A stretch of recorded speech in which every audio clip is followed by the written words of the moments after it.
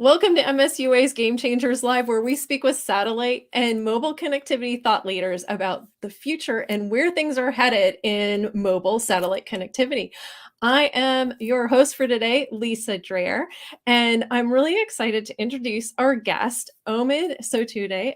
He is the CEO of ReQuTech. Welcome to the show, Omid. Thank you very much. Yep. Thank you, Lisa, and thank you everyone who's listening, watching us. Yeah. Great. Maybe you can start by giving us a little bit of background on yourself and ReQuTech.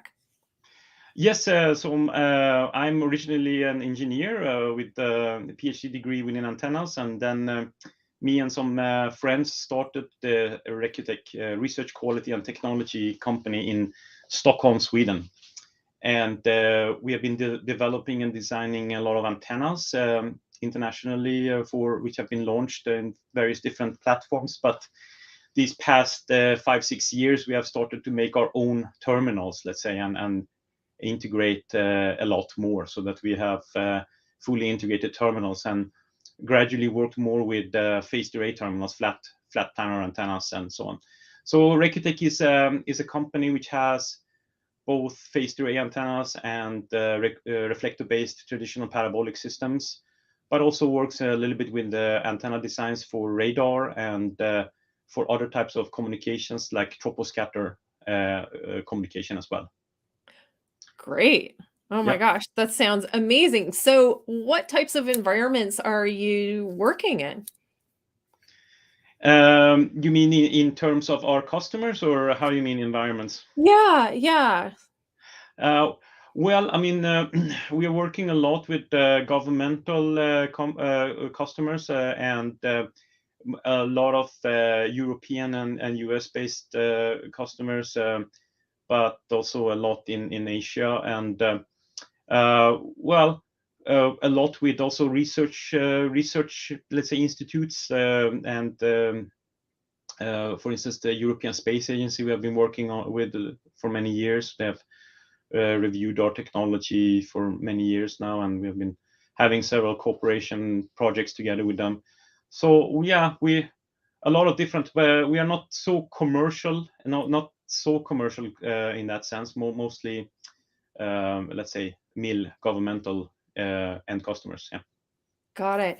So what, you kind of talked a little bit about some of the latest antenna technology, the phased array antennas and flat panel antennas that you have been working on. Are those kind of the latest offerings from ReQuTech, or are there other things that you're working on as well? Oh yeah, we are always working on new things and pushing ourselves forward, trying to make the, let's say, state of the art when it comes to antenna technology. What ReQuTech has done is that we have developed a portfolio of phased array antennas, true phased array antennas for Ku and Ka band systems, which we are launching for both LEO, MEO, and geostationary orbits. So we have tested them on LEO orbits such as OneWeb with very successfully, and we are working together with several, let's say, customers, large companies within Europe to launch these within this year. And wow, that's really exciting. Yeah. For Ka band, we're working on also both. I mean, both of these Ku and Ka band applications are MAMPAC and also, let's say, I should say, ultra portable solutions, light portable solutions. But also we work a lot with comms on the move solutions, so you can install them on vehicles, ships and so on. Wow, So fantastic. Yeah. What are some of the key trends that you're seeing in the mobile satellite industry? Well, I think that with the phased array solutions which we have introduced these past years, we see that people are moving more and more towards that. What we introduced today, this year at the SAT show in Washington, was more modularity. So our phased array is called RESA, ReQuTech Electronically Scanned Antennas, and these RESA modules are extremely easy to adapt to different applications. You can have RX only applications. You can have different dimensions of RX and TX. You can make modular solutions where you can choose how you want to adapt the terminal for the customer's, let's say, usability and application. And so that's where we are driving or let's say at least development, and we feel that the customers are very happy about this. Wow, that's really exciting. So I know you talked a little bit about some of the geographies that you've been working in. What are some of the primary use cases that you're seeing? And I know you kind of like alluded to what some of those are, but what are some of the really interesting mobile use cases that you have supported? Yeah, I mean, I personally want to move it towards ultra portable solutions, because I think that the whole this is my personal, let's say, belief that the whole purpose of having LEO constellations or MEO constellations is to make the terminal more smaller and lighter, and so making it more interesting for the end customer. And so I want to move it towards ultralight, extremely small terminals, and we have built small to medium terminals, which we have tested with LEO. And if we can get 200-300 megabits per second on those, then I think even super small terminals you could get 20-30 megabits per second. And I want to help to push the trend towards that, to make really small, large volume, let's say, terminals, so that the satellite industry becomes almost like a mobile phone industry, where everyone has those installed everywhere, so that we can get really light and cheap, let's say, terminals which everyone can install and have, so they can, if they go to the cottage or if they go on a trip, they always have connectivity, and that helps the industry forward a lot. Yeah. But it's not easy. We are working on it. Well, I can't wait for that. Yeah. I have a boat and I want to take it places where there is terrible, where there isn't connectivity. So I I need what you're talking about. Okay, that's very fantastic. So yeah, I mean, I think we have to think about also. I also have a boat, and we have to think about this thing about security and safety for people. That's also very interesting to make Yeah. make it safe for normal people who want to sail and so on, so that always have connectivity. Because even if you have a small sailboat, like I have, as soon as you come out a little bit, nothing works. So to have be able to buy something really small and install on your boat, and always have very good connectivity, it changes the world. I think it's going to change the world within the coming years. So I fantastic. agree. Yeah. What role are partnerships playing in your business? Wow, that's super important for us. That's the only thing we do. We partner with everyone. It's all about suppliers, customers. We see everyone as a partner, and we become best friends with everyone directly, I would say, so that we have, especially when you're moving towards a new technology, and we are moving this forward right now. The whole, everyone in the industry, the suppliers, the IC suppliers, and everyone need to be on board, and we all have to move this forward together. So partnerships are very important, and with end customers as well, that they believe in our technology, they review our technology, we work with them, we do the systems engineering together, we develop new terminals together, and we sign off on them together, and so on, and we move forward. We take a lot of the risks, but we normally have a lot of cooperation with everyone, and are very flexible in our work. Wow, that's fantastic. Are there environments that you've been delivering mobile solutions to that are particularly challenging or unique that you can talk about? I think most challenging environments are probably marine environments, which we think are very tough, but also we haven't really come into the flight connectivity, but we are working on that, and we feel that is going to be very tough, and We have delivered radar antennas for flight during these past years. We know how much effort goes into that, but the challenge is always the challenge is not the engineering part from our side. The challenge is the cost with engineering and trying to understand what the customer really wants. That's normally the challenge. So that trying to deliver something which is not super expensive at the same time as you can get a benefit from it. So I think flight is going to be difficult in the long run, but not impossible. We have done it in other applications, as I said. Sure, sure. And of course, there's regulatory Yeah, requirements that I think are unique to the aero industry. So yeah, yeah, I'm yeah. sure that's challenging for sure. And of course, so when you think about, especially aboard ships, or like you're saying in the aero environment, you're dealing with a lot of pitch and roll and kind of different angles and things like that. Are you finding that the electronically steered solutions are better at keeping that link than a traditional kind of gimbaled system?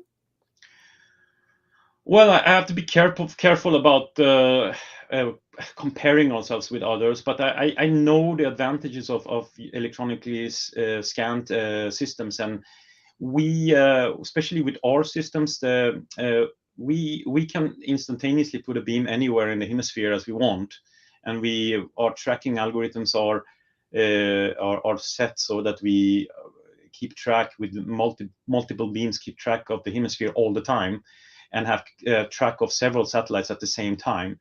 So I mean, from a physical point of view, it's a huge advantage, of course, and not having moving parts.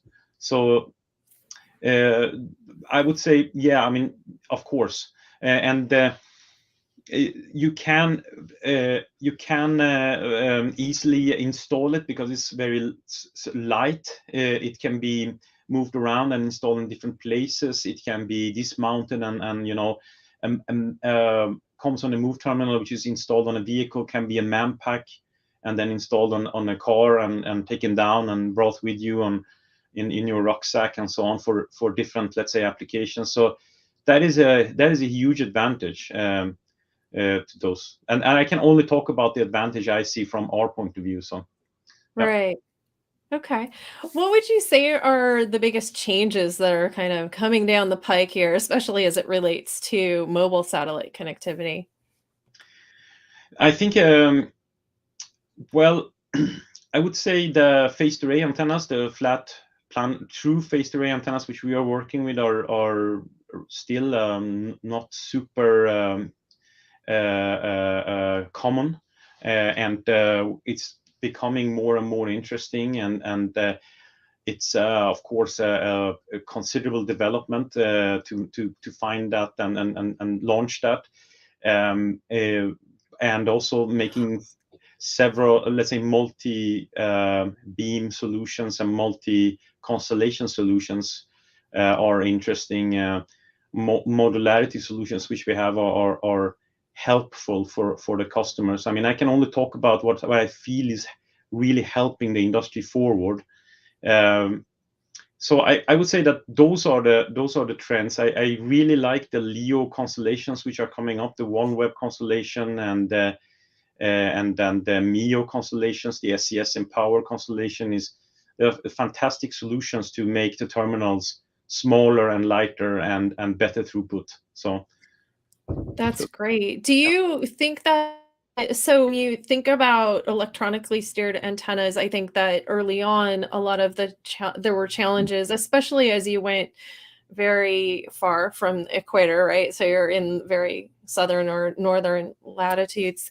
Um, do you see that that's being overcome now that more and more LEO satellites are coming online, or that we've found ways to kind of overcome those challenges with electronically steered antennas?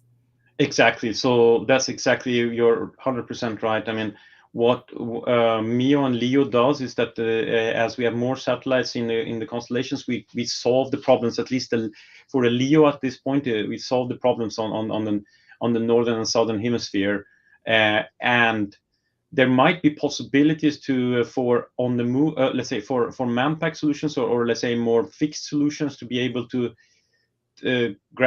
kind of tilt the terminal so that it can still get pretty good performance. But for on the move applications, there must be some other solutions, and we have some solutions for that, where we install the terminal in different positions and make these terminals work together, instead of building huge phased array terminals which take a lot of space and cost a lot and consume a lot of power. We focus on having several smaller terminals which we connect together in a mesh functionality, and that is something which we have patented and we have been working on these past years. Oh, wow, that's really fascinating. Yeah, so in sense, you could point them in different direction and still cover the whole hemisphere, and make with that kind of make a multi-beam solution. Wow, interesting. Okay, I love that. So, as you probably know, MSUA celebrated its 30th anniversary last year. So, this is their 31st year. And obviously, things have changed a lot in the last 30 years. So, I want to end with one more question, which is, if you were to make a prediction about the next 30 years of mobile satellite connectivity, what would that prediction be? I mean, I think it's satellite connectivity is just going to grow and grow and become a part of our lives more and more, and become something which is going to be connected with our, let's say, daily connectivity. I mean, we know that everything is moving towards UAVs and self-driving cars and all that, these applications, and all that needs to be controlled. A lot of data needs to be shuffled back and forth in many different areas of the world. For instance, areas where you don't have cell towers and so on. So satellites are really needed to control all of this and the technology going forward. And I think that we will in a very near future have small, as I said before, I want to work for having small portable terminals which give huge benefit for the end customers, and really these mobile satellite users are going to grow and become an extremely large group in the future. Great, great. Okay, so if somebody wanted to learn more about ReQuTech, where should they go? Oh, they are always happy to contact me. I love to talk to people about technology and sailing, among other things. But they can also reach us through our webpage and or on LinkedIn. All channels. Yeah. Excellent. Well, thank you so much for being here today, Omid. We really appreciate it. Thank you very much. Yeah. Fantastic. Excellent. I also want to take a moment to thank the Mobile Satellite Users Association for hosting these sessions. If you would like to learn more about the MSUA, you can visit msua.org. And we'll see you next time here on Game Changers Live.